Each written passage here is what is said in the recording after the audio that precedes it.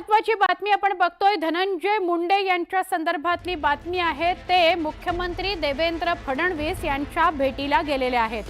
भेटी करता धनंजय मुंडे सह्याद्रीवर पोहोचलेले आहेत। काही वेळात पुढच्या ही भेट होणार आहे। धनंजय मुंडे का भेटीला गेले मुख्यमंत्र्यांच्या हे अजून समोर आलेलं नाही। आपल्याला त्याचं कारण काही क्षणामध्ये समजेल। पण धनंजय मुंडे यांचं गेल्या काही दिवसांमध्ये नाव चर्चेत होतं की आता त्यांना क्लीन चिट मिळाली आहे, तर कदाचित पुन्हा एकदा त्यांना मंत्रिपद मिळू शकतं। आमचे प्रतिनिधी राहुल जोरी यांना विचारा, राहुल, काय औचित्य धनंजय मुंडे सह्याद्रीवर जाऊन मुख्यमंत्र्यांना भेटण्याचं?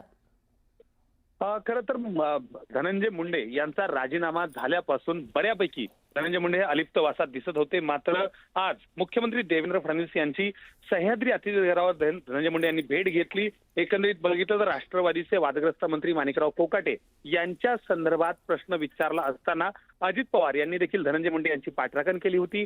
जर धनंजय मुंडे कुठेही दोषी आढळणार नाहीत तर पुन्हा एकदा त्यांना मंत्रिमंडळात घेऊ, असं सुतोवाच राष्ट्रवादीचे प्रमुख नेते अजित पवार यांनी देखील प्रसार माध्यमांसमोर जाहीरपणे केलं होतं।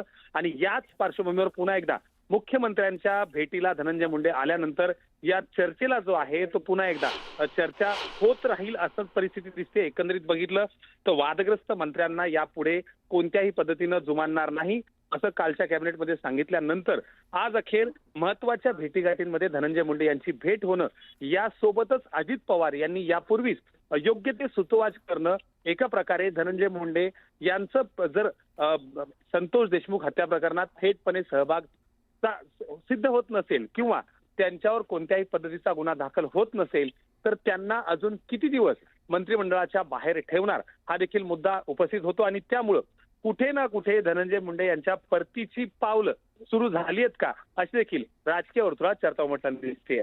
नक्की, धन्यवाद माहिती दिल्याबद्दल राहुल। आपण बघतोय सह्याद्री अतिथीगृहावर धनंजय मुंडे आले, त्यांनी मुख्यमंत्र्यांची भेट घेतली। आता ही भेट नेमकी कशासाठी, त्यांचा मंत्रालयात त्यांचा मंत्रिमंडळात परतीचा प्रवास सुरू झालेला आहे का, अशा चर्चा सुरू झाल्यात। कारण कोकाटेंविषयी चर्चा सुरू झाल्यानंतर कोकाटेंचं पद आणि त्यांचं मंत्रिपद जाणार आणि ते कदाचित मंत्रिपद धनंजय मुंडेंना मिळणार अशी चर्चा आहे।